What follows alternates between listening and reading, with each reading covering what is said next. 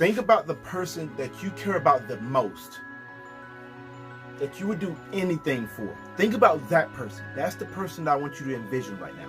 Now think, everybody makes mistakes, right? Everybody, regardless of who you are, everybody makes mistakes. Now think about this. That person just made a mistake and it's now life-threatening. They cut themselves, they fell, they stabbed themselves on something. Something happened to where now they need help immediately. They need immediate help, enough help for a higher echelon medical care or ambulance, something to get to your scene to save that individual's life. They're bleeding out. They're losing blood at a rapid rate.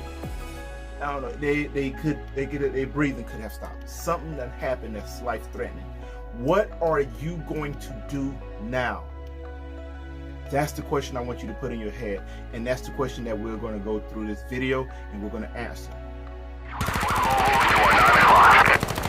Grizzly, this is Grizzly 2. Interrogative. We clear to use our thermal barrack laws. Okay, guys. All right, so I'm going to be starting this new section to the channel in a medical playlist, and I think this is very important. Everybody is going to make a mistake at some point. And I've been on 2 combat tours to Afghanistan and other combat tours around the globe into other locations. And if it's one thing that I've learned, is immediate combat care is extremely vital and important to your survival. The first people that's going to be able to help you are the people and individuals around you. If they cannot sustain you long enough until a higher echelon of medical care, EMT services, some type of medevac gets to your location, it's a high possibility that you can die, or somebody around you can die. That's why it's going to be important for you to watch this video and stick around to the end. Quick disclaimer, this video isn't going to handle a specific problem. This is going to be the overall outlook on how you look at an individual's problem and how we're in the process on taking care of that issue. So first things first, when you first walk up on the scene and you see somebody's down or whatever the case is, you need to know what's going on in that situation. Whatever happened to that person, you do not want it to happen to you. Some things to think about here would be the environment. Do you see, what type of environment are you dealing with? Is this a hostile environment? Is some type of riot going on? Is it calm? Are y'all working at work or something? Do you see like gas signs posted up, like toxic type gas signs? Because if it is, you don't want to go over there, pass out, now you're laying down next to him. Basically what I'm trying to say, just know your situation that you're about to walk into. Okay, so now next, whether you make the decision to go in or not go in, the next thing you have to do is notify somebody of higher medical care. Get on the phone, start dialing 911.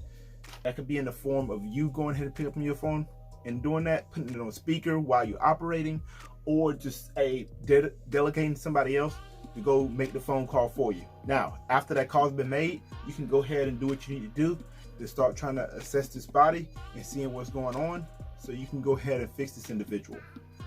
Now, the first thing you're going to do, you're going to make sure you start the breathing. Make sure this individual can breathe. You're going to go ahead and look for the deflation and inflation of that chest to see if that individual's chest is rising and see if he's breathing or not.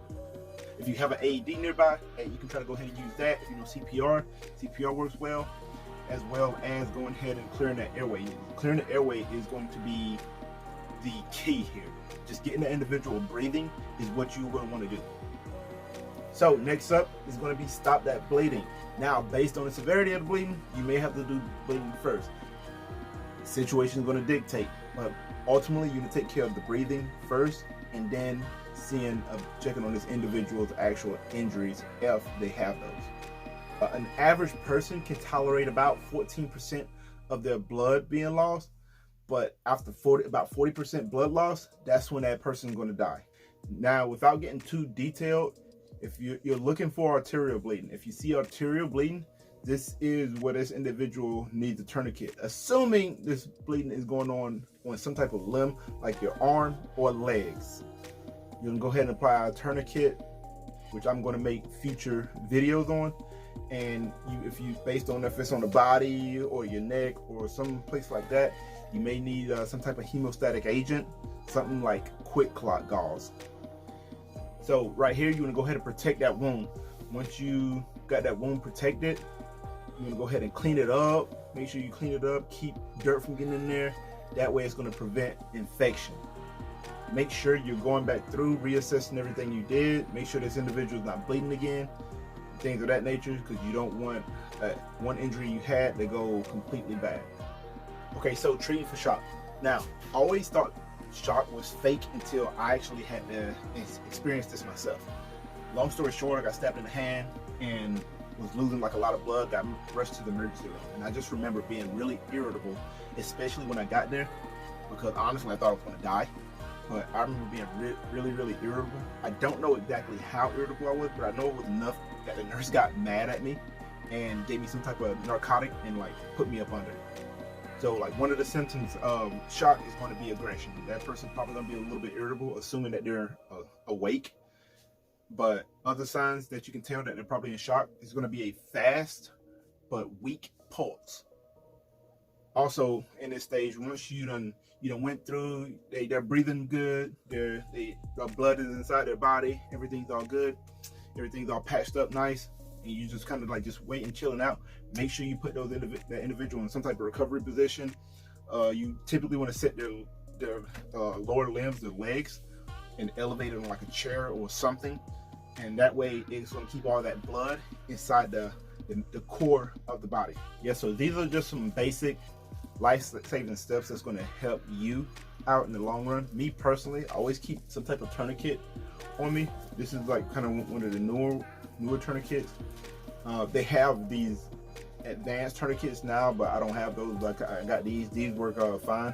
They're cats. Now just make sure you get the right version of the cat. You don't want to get like some knockoff version, and then you have like these really old ones, like if you don't have anything else laying around. The more improvised you start getting, the more you're kind of like risking funny stuff happening.